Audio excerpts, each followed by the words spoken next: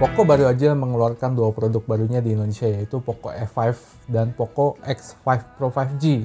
Nah, saya tuh udah cobain Poco X5 Pro 5G ini kurang lebih seminggu ya. Dan berikut adalah opini saya mengenai HP ini. Memang yang dibanggakan oleh Poco selama ini adalah dia punya price to performance yang tinggi. Jadi maksudnya dia bisa kasih spek yang bagus, yang kencang, tapi harganya bisa di bawah brand-brand lain pada umumnya. Nah, nggak terkecuali Poco X5 Pro 5G ini. Dengan harga di bawah 4 juta, kita dikasih chipset Snapdragon 778G yang termasuk kencang banget di kelas menengah. Chipset ini tuh dulu sering kita temukan di HP 6 juta ke atas ya. Jadi performanya sih nggak perlu ditanya lah, udah kencang dan kerasa smooth. Ditambah layarnya ini udah 120Hz juga, jadi makin kerasa smoothnya. Saya tuh cukup lega pas nyobain HP ini, karena saya ngerasain Snapdragon 778G ini kerasa udah teroptimalisasi. Jadi di sini tuh chipsetnya kerasa udah kawin sama MIUI-nya ya. Efek animasinya pun kerasa smooth. Yang jelas saya lebih suka performa di varian Pro ini dibandingkan yang biasa, yang non-Pro. Multitasking juga lancar, split screen juga lancar. Kita bisa pakai pop-up view juga ya. Buat main game juga nggak usah ditanya, performanya udah pasti kencang, apalagi buat harga segini. Mungkin kalian udah tahu lah ya performa chipset ini kayak gimana buat main game ya. Udah banyak game yang bisa jalan smooth di 60 fps atau bahkan lebih. Walau mungkin 60 fps-nya bukan di pilihan grafis tinggi kayak di HP flagship ya. Tapi ini udah oke banget lah. Sebetulnya bukan masalah chipsetnya bagus apa enggak, tapi performanya gimana? Stabil gak atau ada throttle? Pas saya coba main beberapa game, memang sebagian besar itu masih stabil ya. Game PUBG udah pasti, PUBG New State juga stabil ya. Paling Mobile Legends ya. Dia tuh bisa set grafis dan frame rate-nya ke ultra. Tapi kalau main di settingan ini, di pertengahan game itu agak suka ngedrop, walau masih smooth karena masih di atas 60 fps. Harusnya kalau kita set grafis ke yang lebih rendah itu bisa aman sih. Tapi performa gamingnya overall udah bagus lah ya. Terus saya juga merasa touch response-nya pas main game shooter itu kerasa enak sih, kerasa responsif. Nah, UI-nya pakai MIUI 14 yang baru, tapi sayangnya Android itu masih Android 12 ya. Padahal sebentar lagi tuh udah mau keluar Android 14, jadi kayak telat hampir 2 tahun gitu. MIUI 14 ini kalau saya lihat sih nggak terlalu beda sama MIUI 13 ya. Kayaknya identikal banget gitu. Dari tampilannya juga masih sangat mirip. Masalah tampilan sangat subjektif ya. Ini ada yang suka, ada juga yang nggak suka. Terus kalau saya lihat dari webnya, ada beberapa widget dan fitur itu nggak ada di HP ini. Fitur kayak large folder juga nggak ada, padahal bakal keren ya. Tapi yang cukup keren itu, di galeri kita bisa ambil teks di dalam foto atau gambar. Jadi kita bisa langsung copy paste gitu. Terus yang saya apresiasi di galeri bawaan, kalau misalnya kita lagi play video yang kita rekam sendiri nih, sekarang udah nggak keluar suggestion video lagi, atau iklan lah ya. Ini saya seneng banget sih, karena dulu-dulu itu keluar suggestion video yang bikin saya kesel banget ya. Dari dulu saya sebetulnya masih bisa mentolerir iklan sih, asal dia nggak ganggu ya. Kayak di notif doang, masih nggak masalah buat saya. Tapi kalau udah sampai mengganggu, itu bisa kesel banget kita ya. Tapi so far di HP ini aman. Terus vibration motornya juga bagus ya, dia nggak kerasa kayak vibration motor di HP kelas menengah pada umumnya. Mirip-mirip HP flagship lah, enak gitu getarannya. Nah, kalau untuk desain sih ya lumayan aja, nothing special. Bodi plastik tapi ada efek glitter, dan ini kerasa banget sih plastiknya ya. Desain kamera masih mirip sama varian yang X5, dan mungkin kelihatan sangat familiar ya sama beberapa HP dari brand lain.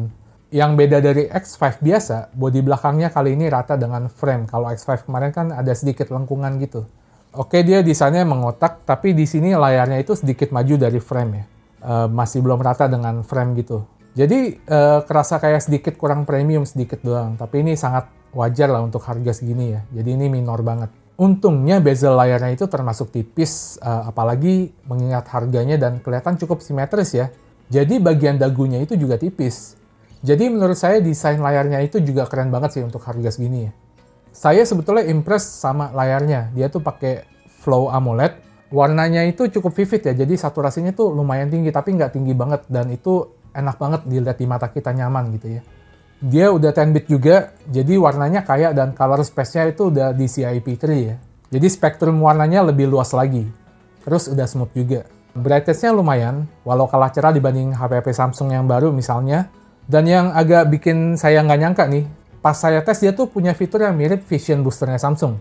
Jadi di kondisi terik ya, dia bisa bikin gambar masih kelihatan bagus, nggak wash out gitu.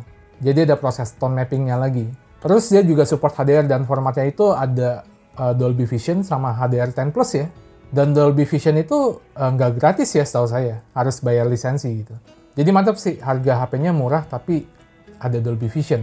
Dan pas display konten HDR, dia tuh masih lumayan cerah layarnya. Nggak kayak HP-HP dulu yang pas display konten HDR bisa jadi redup lumayan signifikan gitu. Overall saya sangat impress sama layarnya ya. Layar itu menurut saya krusial karena kita sebagian besar waktu kita gunakan untuk menatap layarnya, bukan bodi belakang. Kalau bodi belakang kan orang lain yang lihat gitu. Jadi saya senang Poco itu memperhatikan layarnya, mengalokasikan dananya yang terbatas mungkin untuk fokus untuk bagusin layarnya lah. Oke, walaupun pakai AMOLED tapi fingerprintnya di samping, bukan di bawah layar. Memang kalau di bawah layar itu bakal kerasa futuristik, tapi di samping juga nggak jelek dan malah lebih praktis ya, lebih enak gitu, lebih gampang. Ya tapi harga HP-nya kan tergolong murah ya, jadi wajar kalau ada efisiensi di beberapa sektor.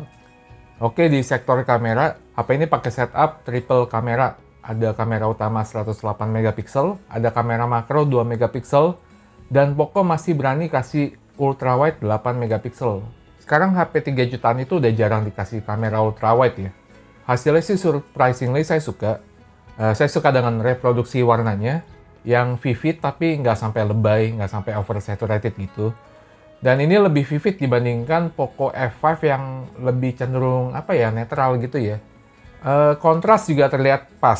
Dynamic range juga lebar, jadi pas foto backlight melawan sinar matahari itu masih aman. Palingan pas foto portrait HDR-nya itu nggak jalan ya, tapi efek bokehnya udah bagus. Kamera depannya juga sama, ada mode portrait tapi HDR-nya nggak jalan. Palingan yang sedikit kurang itu ada di foto zoom-nya.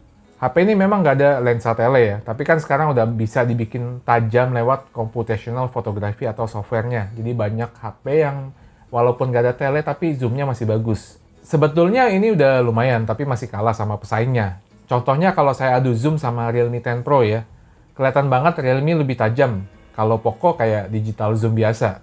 Seingat saya dulu Redmi Note 10 Pro, pas saya bandingin sama Realme 8 Pro yang sama-sama 108 megapiksel juga gini ya. Jadi Xiaomi itu masih sedikit ketinggalan untuk masalah software zoom-nya ya. Nge-zoom itu mungkin nggak selalu dipakai untuk foto landscape atau foto arsitektur. Kadang kalau kita mau foto tag harga atau teks ya dari yang jarak yang agak jauh itu kan butuh tuh nge-zoom ya. Itu juga lumayan berguna sih.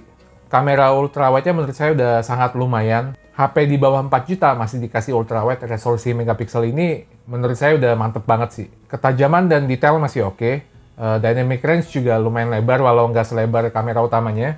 Terus di daerah pinggir lensa ya, masih ada chromatic aberration atau CA. Tapi sedikit dan buat harganya udah oke banget. Kalau kamera utamanya juga ada tapi sangat sedikit dan hampir nggak kelihatan ya. Paling di low light hasilnya jadi kurang ya karena detailnya tuh jadi soft banget.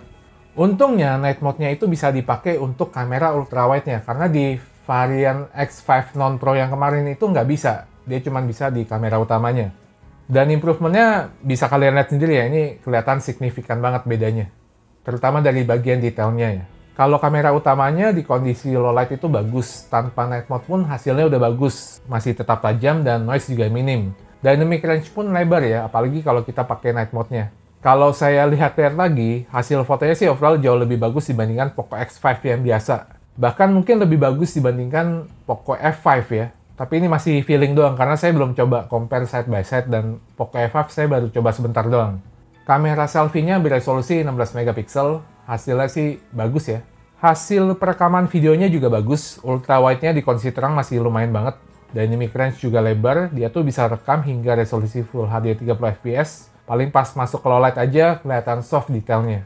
Jadi di kondisi ini memang kurang bisa diandalkan ya.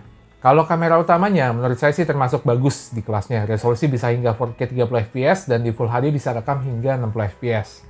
Detailnya tajam, warnanya lumayan vivid dan enak dilihat. Dynamic range juga lebar. Pas di kondisi low light hasilnya masih bisa dibilang bagus. Apalagi buat HP di harganya. Detailnya masih lumayan tajam. Sekali lagi, dynamic range-nya itu masih tergolong lebar.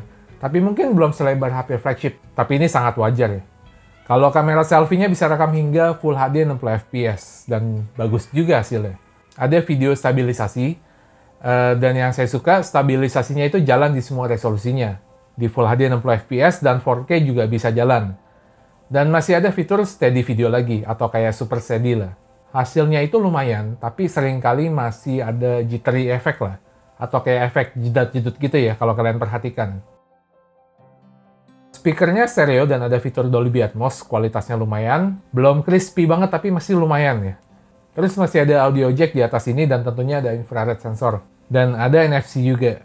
Oke, baterainya berkapasitas 5000 mAh. Kalau saya tes sih, tes untuk main game, untuk nonton YouTube, untuk TikTok, itu bisa lah bertahan seharian atau mungkin lebih ya. Terus ngecasnya juga cepat karena udah support turbocharger 67 watt yang udah dikasih di dalam box penjualan. Kesimpulannya menurut saya HP ini tuh impresif ya. Walau memang saya kurang selek sama MIUI-nya, apalagi Android-nya masih versi 12, tapi saya tuh masih demen banget sama HP ini. Dia tuh punya performa yang cepat, kameranya termasuk bagus ya, terus desain layar sama kualitas panelnya itu overall termasuk bagus ya, jadi saya suka gitu. Harganya juga ternyata sangat menarik ya, saya kira harganya bakal lebih mahal dari ini. Saya salut juga sama Poco karena mereka bisa mempertahankan harga yang terjangkau di situasi dan kondisi kayak sekarang ini. Terus kalau kalian tuh ada yang ngincer Poco X5 yang non-Pro ya, yang biasa. Terus kalian belum beli nih saat ini. Saya bilang sih, saran saya, kalian tuh nabung dikit lagi buat ambil Poco X5 Pro 5G ini. Karena harganya tuh nggak beda jauh, beda tipis. Tapi yang kita dapetin itu untungnya banyak gitu loh. Jadi dari kamera, dari performa juga kerasa banget bedanya. Bahkan kalau dibandingkan sama Poco F5, kayaknya saya lebih impress sama HP ini sih. Mungkin karena performa kameranya ya. Tapi sebagai catatan, saya tuh baru pegang Poco F5 sebentar ya, kayak 15 menit. Tapi pas saya coba-cobain waktu itu, saya merasa kameranya lebih bagus yang X5 Pro ini. Merasa ya, saya belum cobain bandingin side by side. Kalau saya bandingin mungkin ntar ada penemuan yang beda lagi gitu. Tapi kalau kalian nyari HP buat gaming berat dan pengen grafis yang tinggi ya, mungkin Poco F5 memang lebih menarik. Tapi saya tahu di luar sana tuh masih banyak mobile gamers kayak PUBG nih, PUBG player, yang walaupun di HP-nya ada pilihan grafis yang tinggi, rata kanan gitu, tapi kalian tetap mainnya di smooth extreme ya. Yang penting bisa 60 fps walaupun grafisnya diturunin ya, bisa hemat baterai juga ya. Nah kalau kalian tuh orang yang kayak gitu dan cukup memperhatikan sektor kamera, nah, Poco X5 Pro ini saya rasa cocok buat kalian.